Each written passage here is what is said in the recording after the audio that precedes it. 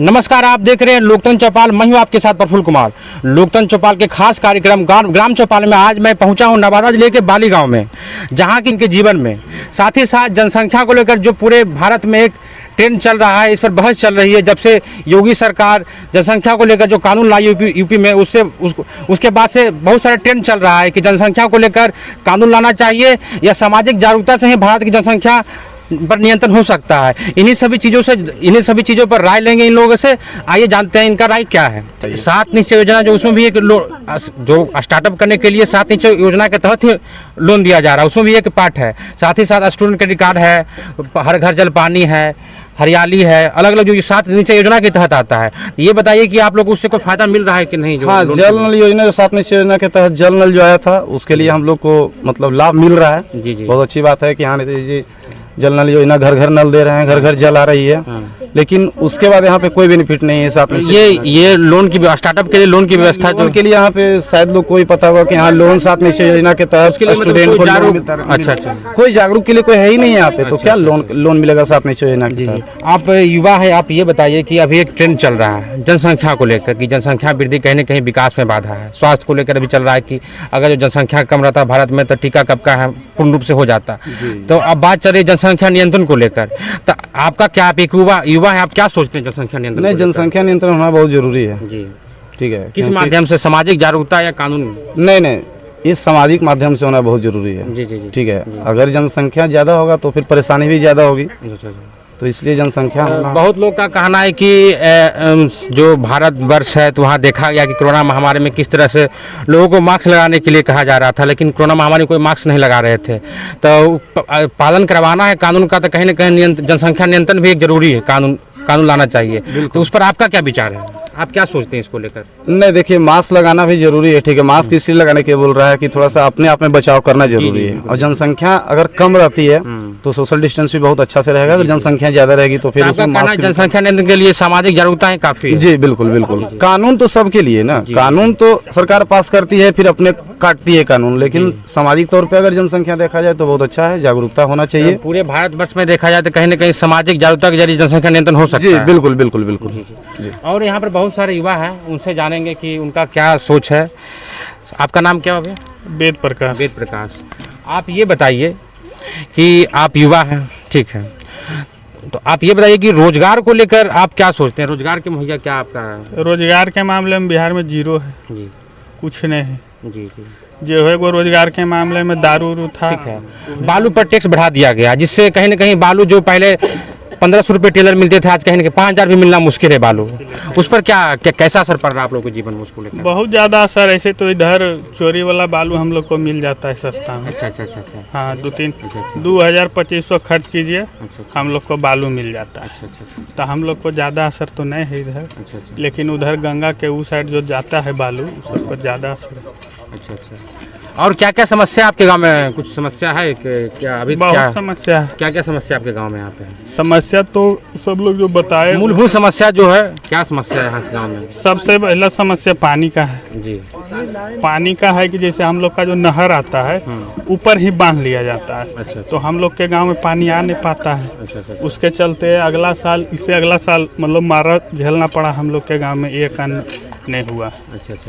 सबसे बड़ी समस्या यही होती है। आप ये बताइए कि जनसंख्या नियंत्रण, ठीक है, मुख्य रूप से हम लोग कैंपेन चला रहे हैं ग्राम चौपाल, ठीक है, उसके जरिए लोगों का नब्ज टटोल रहे हैं कि उनका क्या राय है इस पर, ठीक है।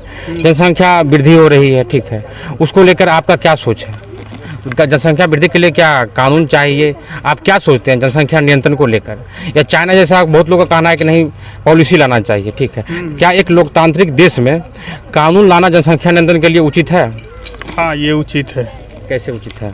इसलिए उचित है कि मतलब शिक्षा का हम लोग के पास अभाव है जी, जिसके चलते जिस घर में 2 बच्चा होना चाहिए वहाँ 5 बच्चा हो रहा है जी। और सबसे पहले प्राथमिकता यहाँ लड़के लोग को दिया जाता है। जी। यदि जिसके घर में लड़के जन्म नहीं लिए हैं शुरू में, तो उनके घर में 2-3 बच्चियाँ हो जाती है। तो इसके चलते जनसंख्या जो है ज़्यादा बढ़ता है। और खास कर मतलब लड़की मतलब पुरुष के चक्कर में, बेटे के चक्कर में कहीं न कहीं तो क्या कानून लाना चाहिए? तो कानून लाने से फिर होगा कि लोग, बहुत लोगों को कानून के बारे में पता नहीं रहेगा। कानून के बारे में उनको बताया जाएगा अच्छा अच्छा कि भाई ऐसा कीजिएगा तो आप पर केस होगा, तो डर से वो लोग थोड़ा सा समझेंगे। ऐसे शिक्षित लोग जो भी हैं तो वो लोग तो मतलब दो एक ही रख रहे हैं। नीतीश कुमार जो हमारे बिहार के मुख्यमंत्री, उनका कहना है कि सामाजिक जागरूकता, महिलाओं को शिक्षित करने से ही ज़्यादा प्रभाव पड़ेगा जनसंख्या नियंत्रण को लेकर, कानून लाना उचित नहीं है। उस पर क्या आप सोचते हैं? नहीं, उनका कहना भी बिल्कुल सही है। जी जी हाँ, जी कि लड़कियों मतलब महिलाओं में यदि शिक्षा आता है तो उससे भी मतलब जनसंख्या कम होगा। लेकिन बिहार में खास करके एक जाति है मुसहर, ठीक है, हरिजन, तो मुसहर जाति में कभी शिक्षा आ ही नहीं सकता है। अच्छा, क्यों नहीं आ सकता है? क्योंकि आरक्षण दिया गया उन लोगों के लिए, उसके बावजूद तो आज तक के उनको आरक्षण का लाभ मिला? अच्छा अच्छा आरक्षण का लाभ नहीं मिला। आरक्षण का लाभ सिर्फ धोबी लोग लिए, अच्छा, पासवान लिए, सबसे ज्यादा पासवान उठाए। लेकिन आप मुसहर को जाके देखिए तो जस के तस हैं, उनमें थोड़ा सा भी चेंजिंग नहीं आया। पूरे गांव में या इस इलाके में खोजे तो मुसहर में एक आध गो जो होंगे सरकारी नौकरी में होंगे, या वो भी नहीं। जी जी जी। आपका नाम क्या हो भैया? रामजन्म कुमार। रामजन्म कुमार। आप क्या ग्रेजुएशन कर चुके हैं आप? जी। आगे क्या कर रहे हैं? कोई आगे डिफेंस का तैयारी डिफेंस का तैयारी कर रहे हैं? तो वैकेंसी वगैरह निकल रहा है डिफेंस में? नहीं, वैकेंसी तो नहीं निकला है। वैकेंसी 1-2 वैकेंसी निकला है, अच्छा अच्छा अच्छा। तो उसमें भी आरक्षण के चलते हम लोग मार खा जाते हैं। 80-85 लाने के बाद भी घर बैठे हुए हैं, जबकि बराबर शिक्षा को लेकर बिहार में कैसी व्यवस्था है? तो आप ग्रेजुएशन किए हैं, ग्रेजुएशन करने के लिए आपको कहाँ जाना पड़ा? कोचिंग कहाँ करते थे? आसपास यहाँ में आसपास था या फिर आपको पटना जाना पड़ता था? नहीं, कोचिंग के लिए तो पटना ही जाना पड़ता है, इधर कोई व्यवस्था वैसा नहीं है। और बिहार में शिक्षा की जैसा व्यवस्था करते हो तो पूरी चौपट है। एक सिपाही के बहाली में पीटीओ मेंस लेते हैं, तो फिर एक टीचर की बहाली में क्यों ना पीटी मेंस लेकर अच्छा क्वालिटी वाला टीचर अथी किया जाए। मेरे कहने का मतलब है, अगर सरकारी स्कूल में बढ़िया शिक्षा रहता तो फिर सरकारी टीचर प्राइवेट स्कूल में अपने बच्चों को क्यों भेजते हैं? जो देखा जाए तो प्राथमिक शिक्षा की बात करें तो उच्च क्वालिटी के शिक्षक नहीं मुहैया करवा पा रहे। जी नहीं। और उच्च क्वालिटी की शिक्षक मुहैया नहीं कराने के कारण बेसिक कमजोर होता है।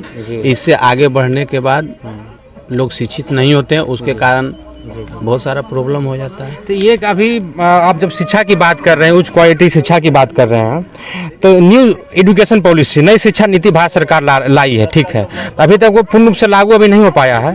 तो आप कुछ जानते हैं न्यू शिक्षा नीति के बारे में? नहीं, उसके बारे में तो कोई ऐसा जानकारी नहीं है हमको। जी जी जी जी। मैं नवादा जिले के बाली गाँव में आया हूँ, जहाँ की जनता से मैंने जाना कि उनकी समस्या क्या क्या है। वो पेट्रोल के दाम बढ़ रहे हैं, महंगाई बढ़ रही है, उसको लेकर वो क्या सोचते हैं। साथ ही साथ शिक्षा को लेकर उनका क्या विचार है। साथ ही साथ जनसंख्या नियंत्रण चल रहा है, जनसंख्या नियंत्रण को लेकर उनका विचार जाना। उनका कहना था कि कहीं ना कहीं सामाजिक जागरूकता ही सबसे प्रथम श्रेणी में रखा जाए। जनसंख्या नियंत्रण को लेकर कानून लाने से कोई फायदा नहीं है। और सभी